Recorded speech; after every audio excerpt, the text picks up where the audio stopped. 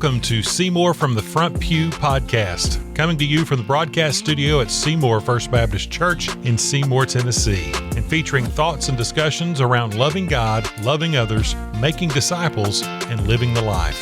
I am your host, Tiger Brooks, and now, on to the podcast.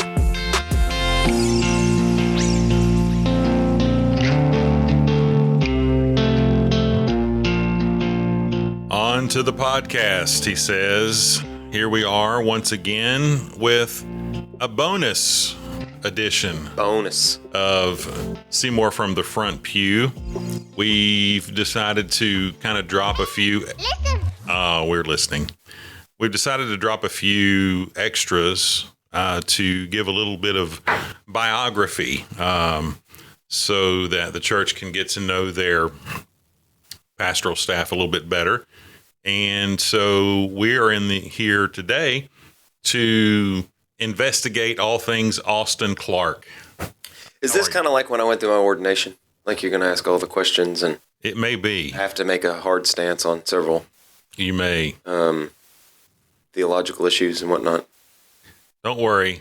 I won't ask you what constitutes a sport. Yeah, that's get into that. That's an episode for another day. People will quit the church. Yeah. Hey, side note, that intro is really good. Thank you. You did really good.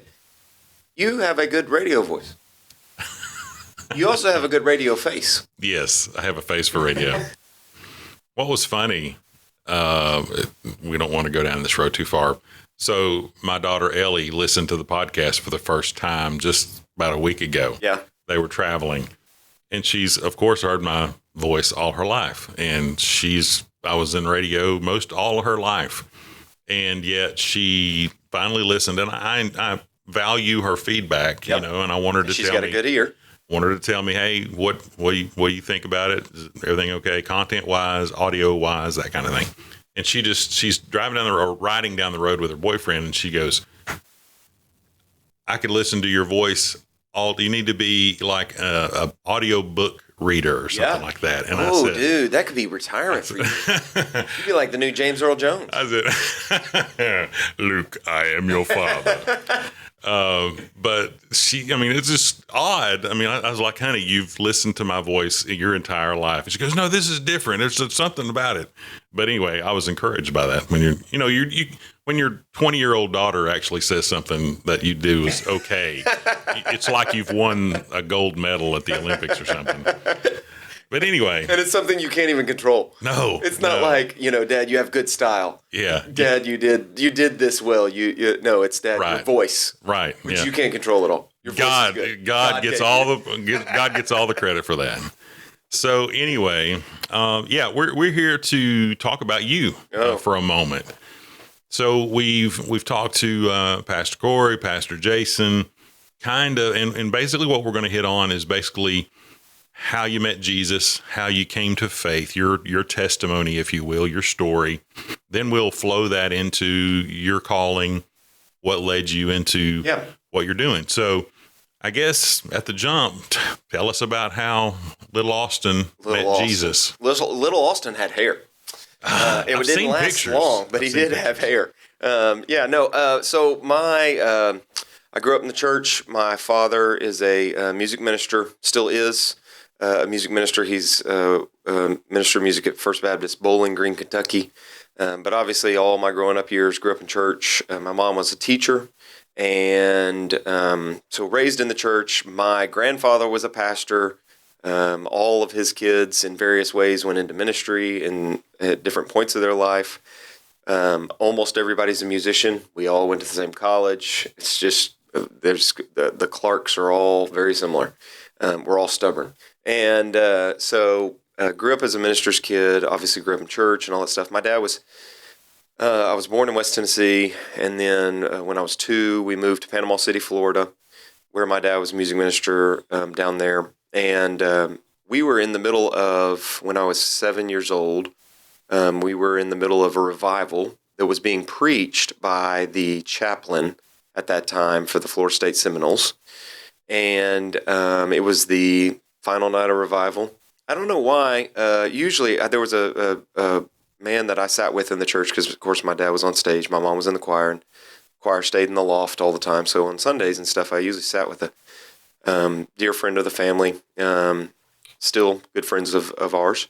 And for some reason that night, I don't know if he was up in the sound booth or if he wasn't there or what, but I remember it was Wednesday night and I was sitting up in the sound video room. This was, back when you had the little 12-inch TVs that controlled all the different things. Yeah. But anyway, I was up there in that room at the top of the balcony, at the back of the balcony, and felt the Lord calling me. And I walked down through the balcony, out into the foyer, down the front steps of the church. And my dad came off the stage and prayed with me there. That's when I accepted Christ.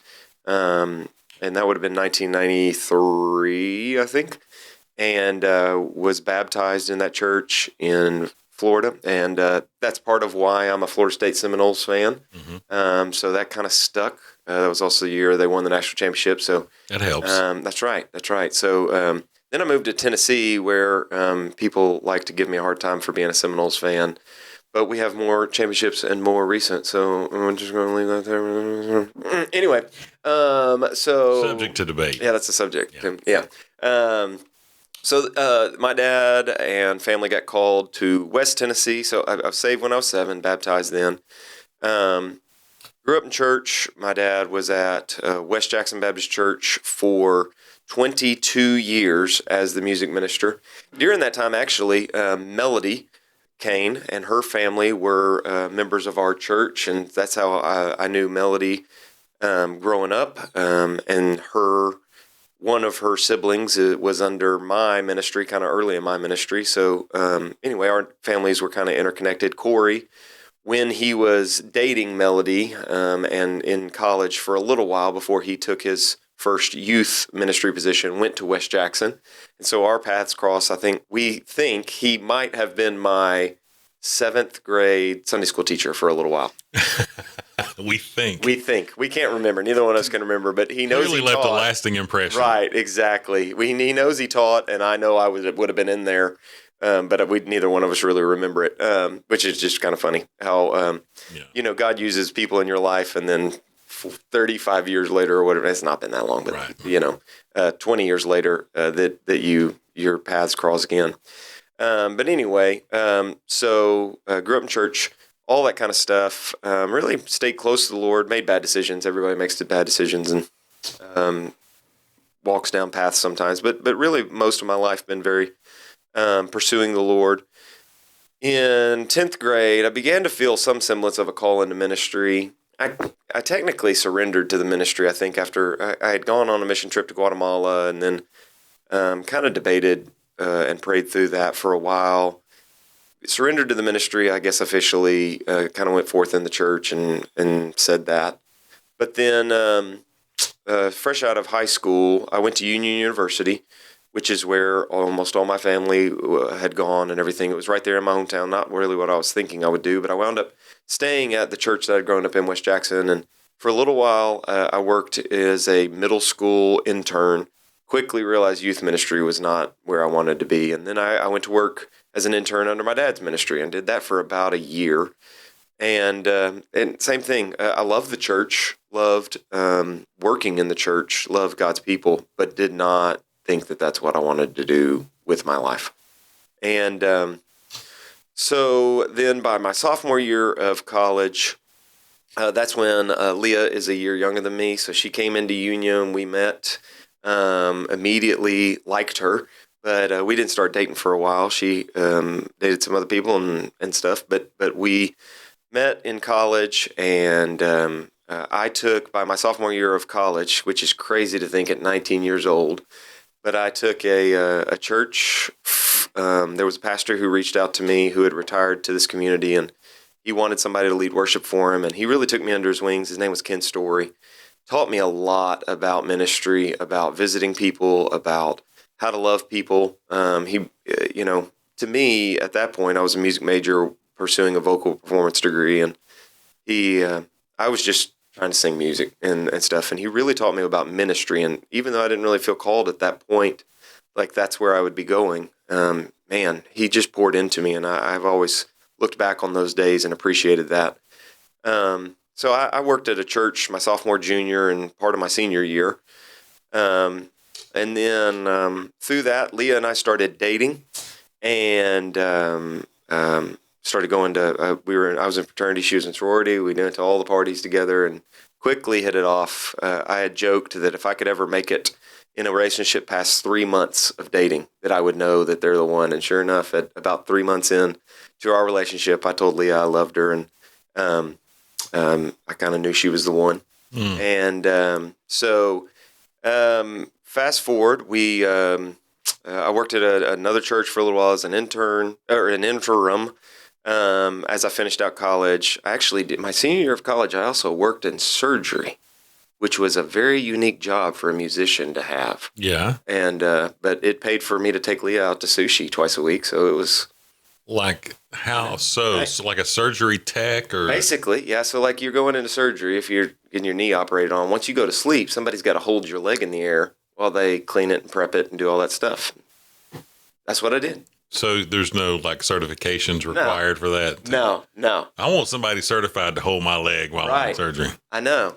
I still can't quite figure out how that all worked out, but you had to know somebody. It actually, kind of did. And it all kind of works out because then in ministry, you make a lot of hospital visits. This is true. And I was like, I kind of know what this is. I know what the recovery time for this is. Anyway, so that's just a random side story. Before we move on to your continued journey into ministry, at the point that you're at right now that you're discussing, graduating college, all that. Were you in it to win it with ministry? No. This was just paying the bills, basically. No, it is. And I was working in churches. Again, I'm a musician, come from the line of, and I love the church, but that's not what I felt called into. I took my first, I got a vocal performance degree, which you wouldn't know that listening to me sing. I was, when I went into college trying to figure out what to major in and everything, I very quickly figured out choirs is what I loved. I loved conducting. And, so as I counseled, should I do music ed? What should I do? The advice that was given to me all those years ago was if taking a vocal performance degree, you would understand the voice. You would understand how it works. So it wasn't about me performing. It was about understanding the mechanism and being able to teach people. So probably by the time I was a junior in college, I knew I wanted to get a master's in conducting. I wanted to get a doctorate in conducting, and I wanted to teach at the collegiate level probably and conduct. Knew that was my number one passion. And so that was kind of the career path that I set forth at that point. So by junior, I began looking at colleges or master's programs in choral conducting. Again, still working in church, but that's not at all where I felt called. And so when I graduated, I took a graduate assistantship and then went into the master's program at the University of Southern Mississippi. And Hattiesburg, Mississippi. Yep. That was some interesting days. And through that, so during that time, Leah and I had been dating. I had gone and asked her mom for her permission to marry her daughter and got her grandmother's wedding ring and was having that reset so that I could propose to her. In the midst of all that, my first week of when I moved down to Mississippi, Leah still had a year left at Union, and we found out she was pregnant. And so we were not ready for that life stage. But we moved our wedding up. She dropped out of college a year early. We moved our wedding up, and we got married. It's actually kind of funny. I made a trip up to Illinois. So I'm living in Mississippi. She had dropped out of college. She was living at home with her mom in Southern Illinois. And I made a trip up to see where we were going to get married. This is all that happened in August, and we were going to get married in October. So we go to this winery. They had an orchard location that is beautiful in Southern Illinois. We were going to get married there. So she's showing me, hey, this is where we're going to get married when I officially proposed to her at the place. And it's like, hey, this is where we're going to get married. How about I actually ask you to marry me? Wow. And so, because I had not done any of that officially, because I didn't want her to think at any point or her mom or any of that. Again, I'd already asked for permission, but I didn't want her ever to look back on that and think I had asked just because we were pregnant. I loved her, and I knew that we were, she was the one and all that stuff. And so, anyway, so we moved our wedding up. We got married in October, then had a 2-night honeymoon before I had to be back at class, and made the journey all the way from St. Louis down to Hattiesburg, Mississippi, where I started class back on Monday. And follow the river. Yeah, that's basically what you do. And so we spent 2 years down there while I was working on my master's degree, and a lot of life coming at you real fast. So got married, moved hundreds of miles from anybody we knew, had a baby, trying to do all that life. It was very busy. In that meantime, a church approached me about taking on their interim position as their music minister, and I said, "Hey, look, obviously, I'm not a minister, and we've got this kid that comes from a relationship we had prior to marriage. I'm not sure that that's what you want. I want y'all to make sure you know that that's what you're getting yourself into." And they wanted it anyway. Can I just press pause? Yeah, go ahead. Sorry, I talked. I know, but I just want to thank you for the vulnerability and transparency and sharing that. You guys both have openly just said, "Hey, we did this. Probably shouldn't have done this, in this order. In a perfect world, you don't do those kinds of things." But right. I appreciate the fact that you are vulnerable enough, even in the position that you hold and have held, that you can share with people, "Hey, we've all kind of gone down that path. We've all made the mistake. We've all made our choices, and it's what happens after you make that choice that really counts." And so, I mean, just for everybody out there who's listening to this, who has maybe made that choice, and nothing is beyond redemption. Nothing is beyond forgiveness. And you don't tell those stories as a way of celebrating your flouting of God's precepts, right, but it is the reality, and there's nothing to run away from when Jesus paid the price for that on the cross. And so I just wanted to say thanks for that. And I think it's good for people to hear that. So, well, thanks, man. And not to get on a soapbox about it, but I think about that very often, because in the midst of all that, obviously, Lee and I were having a relationship outside of marriage. We all make life decisions. I was working in churches through all that. I don't feel like I was running away from God at any point. I don't feel like I was not a disciple, not loving the Lord. They just made bad decisions. If the Lord, and I don't think that the ministry that was able to happen into people's lives, I think if you went back and asked some of the people that I was leading their worship, I wouldn't say I was their minister, but I was leading their worship, real things happened there. And the Lord still has the freedom to move amidst our mistakes. It's not like we can quantify, okay, I'm living in sin, so the Lord can't work here. I'm living outside of sin. That's impossible. So no matter where you are on the broken spectrum, God can still use you. Right. And it doesn't discount his ability to move. That doesn't mean you should. Yeah.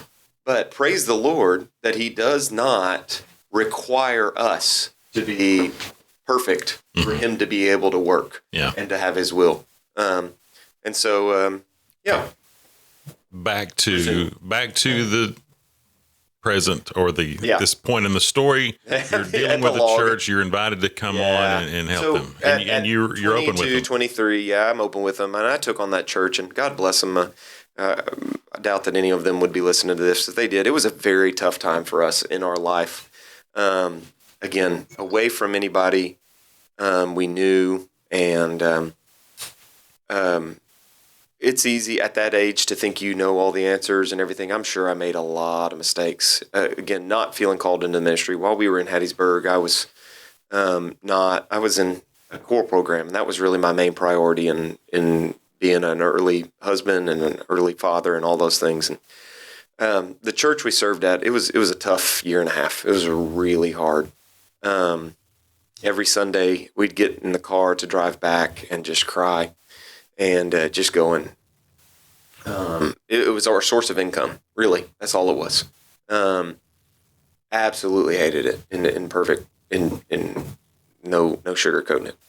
but felt like the Lord gave me this job to help support us at a time where we were broke as a joke. And so could not get out of the job because financially we needed it. But man, did not feel that's not how church should be. It was just very much a community, just worried about maintaining the status quo. I had a job review by a personnel committee that still, I get, just even talking about it right now, I start to sweat and I get angry. Just really not what church should be. And so really got a bad taste for ministry, for churches through that year and a half, and was pretty well done. And so anyway, fast forward to when I graduated in 2010 with my master's degree, knew I needed to teach for probably 2 or 3 years, high school, college, community college kind of level, before I could start my doctorate. So, and Leah had dropped out of school a year early. She was from Southern Illinois. Her mom had retired from Southern Illinois University. So all the pieces of the puzzle made sense for us to move back to Illinois, for her to go back to college, to finish her degree, for me to teach for a couple years, and then I could start pursuing my doctorate. So we moved up there. I wound up taking a job at a church, just being there, Sundays and Wednesdays, worship leader. Could not find a teaching job to save my life. Economy had tanked. A lot of schools had cut their programs. And so wound up, I worked construction for 3 weeks until I was asked to be replacing siding on a 2 or 3 story house. And I don't do heights well at all. And so I tried, but after the 3rd day, I think I went to the guy and I said, I'm not trying to be, but I can't do this. I'm sorry. And I quit and worked for Nissan for a while, sold cars for a while. And then Leah was in school. She decided to not just get a music degree, but also to get a sociology degree, found a lot of joy in pursuing that, found kind of a passion in that time. We also then took on a German exchange student. So we had a 16-year-old living with us when we were 25, trying to parent someone who was only 9 years younger than us. And then Leah got pregnant with Everett. And a lot was going on in all of that and stage of life. And then through a long, and it's its own story, but I keep talking, so I'm going to try and cut that short, that really began to have a lot of turmoil in my heart. I wound up going on full-time at the church that we were at. They opened a position and asked me to come on full-time. Loved that church in Southern Illinois. I say that to say what we walked through in Mississippi in our church really broke our idea of what church is, thought, we're done with this. And then was serving at this church in Illinois and really saw the potential for what the church can be at its best and loved our time there. And through that, began to pray, Leah and I both, just about my calling, just saying, Lord, I've got this job. I could stay in this job for a while. I'm happy. But I kept trying to apply to teaching jobs. No door would open. And so just the prayer was essentially, Lord, either remove the desire to teach and call me into ministry and let me feel settled, or shut this door of just a comfortable job, a place I love and enjoying it. Shut that door and open a door for me to teach so that I'm not constantly straddling the fence. So anyway, long story short, God confirmed that, used a set of circumstances, but very specifically, I remember I was at a worship service. I had taken our youth on a trip, and they were introducing the song back in 2012 called All to Us. Let the glory of your name be the passion of the church. Let the righteousness of God be a holy flame that burns. Let the saving love of Christ be the measure of our worth. Jesus, you're all to us.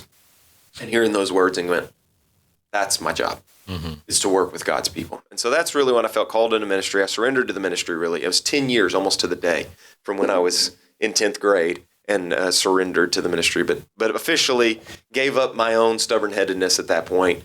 Not too long after, my church wanted to ordain me.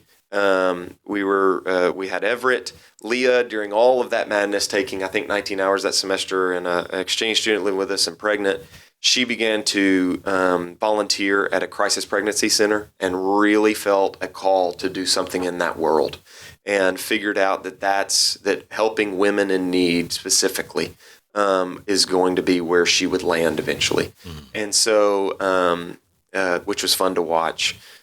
We had Everett. We lived in Illinois for 5 years. Surrendered to the ministry during those 5 years. Served a wonderful church. Then in 2015, I accepted a call to move back close to where I grew up in Jackson, Tennessee, in a little town called Milan, Tennessee, north of there. We moved there in 2015. We got pregnant with Nora. We had our third child there. We served in Milan, Tennessee for 5 years before God called us here, and then moved here and have been here for coming up on 3 years now. And yeah, we'll speed a lot of that up. I know. Yeah, the last few years flew by. There's a lot I can talk about there, but when probably we moved, probably not now. When we moved here, it was really cool because it was Leah had been dealing with getting ready to get her master's and everything, and we had looked when we were in Milan at her going to University of Memphis, and just thought, man, that's 90 minutes of driving, twice a day, 4 days a week, and just didn't know how that was going to be possible. And then COVID happened, and then we moved here, and so we thought naturally she can get her master's at UT. Well, then lo and behold, here in our backyard, just 7 minutes from our house, is Johnson University. Got an awesome counseling program. So she's in school right now, working on her master's to be a marriage and family therapist, and excited about that path. It's very busy. Our life is crazy. She's working at Tennessee Pizza here 2 days a week to help pay for her to be able to go to college. And kids are now 14, 11, and 7, and in 3 different schools here in Seymour. And there's also a really cool story. I feel like we're already running long about how we landed here and God's provision. And share it. It's real long, dude. Okay. Do it in 4 minutes. Oh, that's not going to happen. A small snippet of how it happens. And I say this, I love to tell so many stories about how we moved here, not because it's fun or because blah, blah, blah. It's because you can see God's hand move. And I would say to anyone, you're not always going to just see the path clear, but you're going to see snippets of the Lord. And then when you look back on the course of whatever you're walking through, you should be able to see God's hand all over it. And when I can say, I am here, I am in Seymour only because of the Lord. I am in the house that I live in only because of the Lord.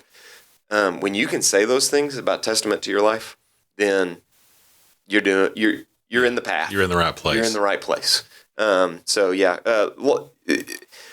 We had a very rough last year in our last church, and I share that fairly regularly with trying to be nice and discreet about some of the things that happened. But I was very hurt and very, very broken. Trying to get out of the ministry, really doubted all that. I was applying to any job, UPS, teaching, anything to get out of where I was.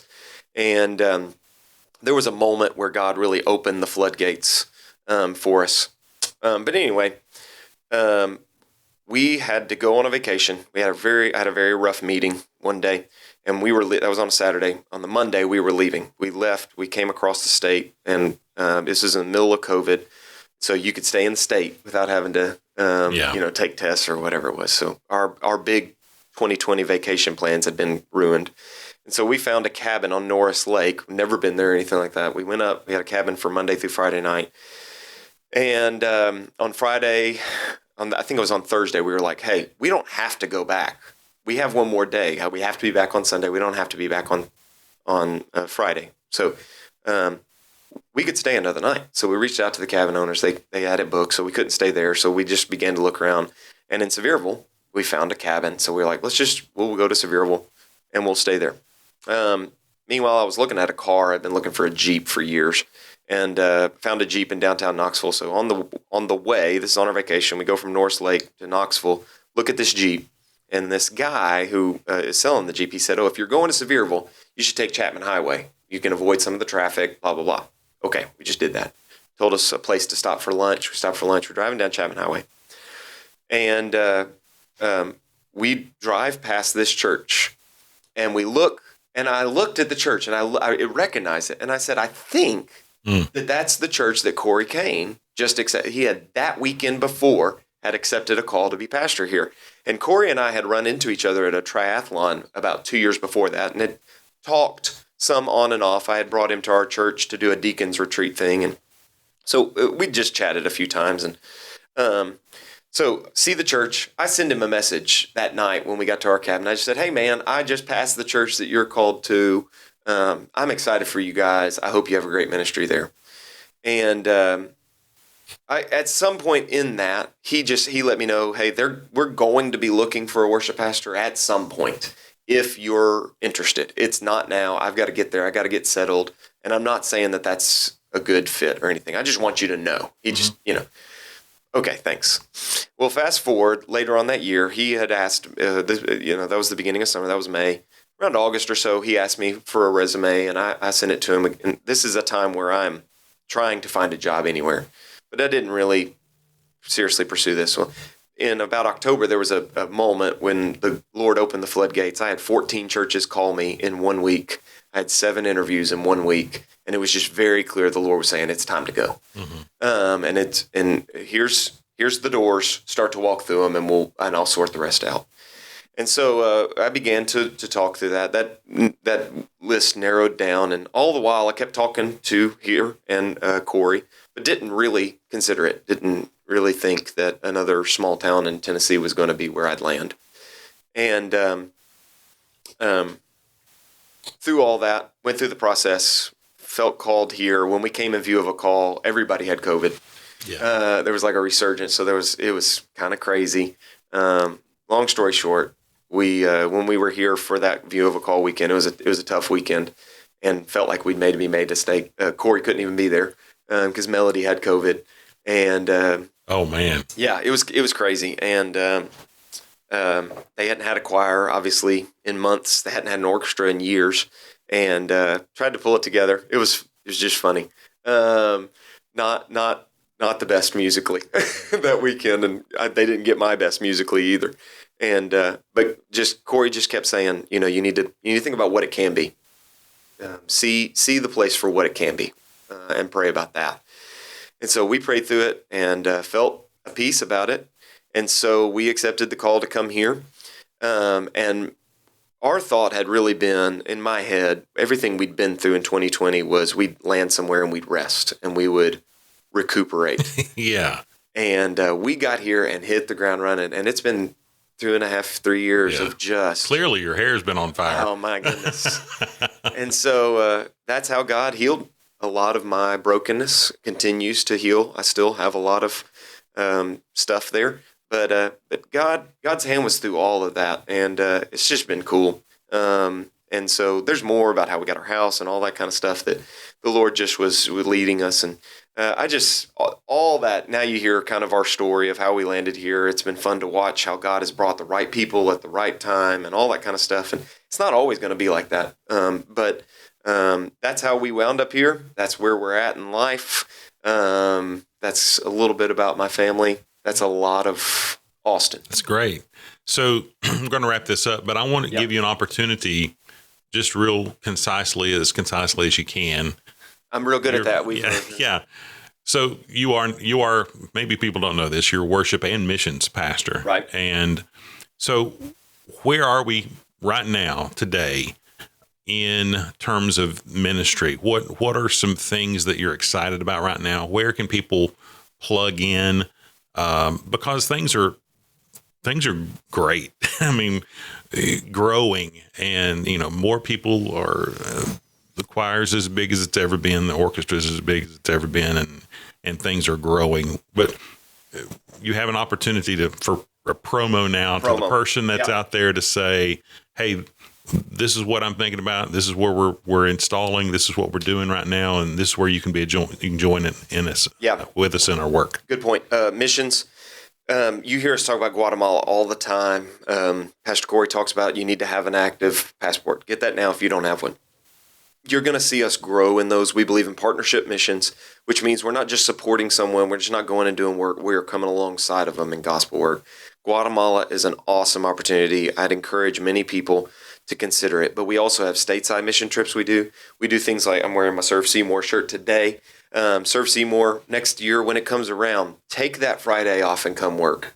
Missions, there's so many opportunities to do missions, but what we look at as our main mission field starts with MVP. That's our local ability to do it right here on our campus, right here in our community. Plug into MVP, whether you're coaching or you're coming to game day devotions or whatever. Which is our soccer league for those of you listening to this first time, maybe. Great opportunity to do missions there. As you begin to go outside of that, we have partnerships in Vermont. We're hoping to grow more stateside partnerships for places you can go and do missions here locally in the United States. You don't have to have a passport, and it's not as long of a commitment. Then there's Guatemala. That's more of an 8-day commitment, and then we're going to begin to look at even more. So that missions picture it's about doing stuff outside the walls of this church, even if it means literally just right outside the walls. So get plugged into missions that way. Music ministry, shamelessly, obviously, I love music ministry, but the great thing about music ministry is it's a good picture of the body of Christ. You bring what you can do. You don't have to be perfect. You bring what you can do. You contribute it to a bigger picture. And when we all do that, you get a much better product, but you get something that's greater than what you can do by yourself.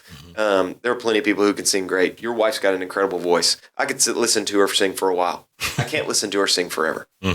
When you put her with 50 other people, I can listen to that for a really long time. That's the body of Christ. That's how music ministry works. So come, you don't have to be some great soloist. You don't have to, just lend your voice. Choir is a great place to plug in if you've got a voice. Orchestra, band, all those things. We have a lot of fun, and we are not performance-oriented. I joke pretty regularly with them. If you can through a whole service and not make a mistake, you can come off the stage and take a lap around the building while Corey's preaching. You've never seen anybody do that. We're all going to make mistakes. We're just bringing our best. And so love for people to plug in those ways. You can reach out to me. We also have our Fine Arts Academy. You can take lessons if you're interested in learning how to sing or play piano or play an instrument better.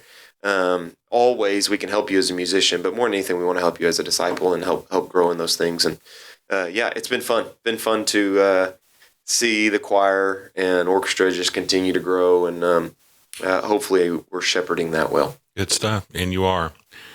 Austin, thanks, man, for taking the time, sitting down with us. It's been good to kind of hear your story, and a lot of that I've heard, but some of it was new to me, and I think it's an encouragement to the body. And so thanks a lot, man. Yeah, man. And thank you for tuning in once again to Seymour from the Front Pew. And again, as I always say, if this was a blessing to you, if it was of value to you, if you think other people would be blessed by it, then I would encourage you to share it. Like us, follow us, subscribe, all those kinds of things. It helps us kind of get the word out there even more and bring more glory to God. So thanks again for listening. Hey, listen. Thank you for listening to Seymour from the Front Pew. Our sole desire for this podcast is to glorify God by educating and encouraging His body. If you would like to learn more about anything you've heard today, feel free to reach out by email at staff@seymourfbc.org or by visiting our website at seymourfbc.org. If you're located near our community and do not have a church home, come worship with us at 10:15 a.m. on Sunday morning. Until then, we pray God's richest blessings on you and yours as you love God, love others, make disciples, and live the life.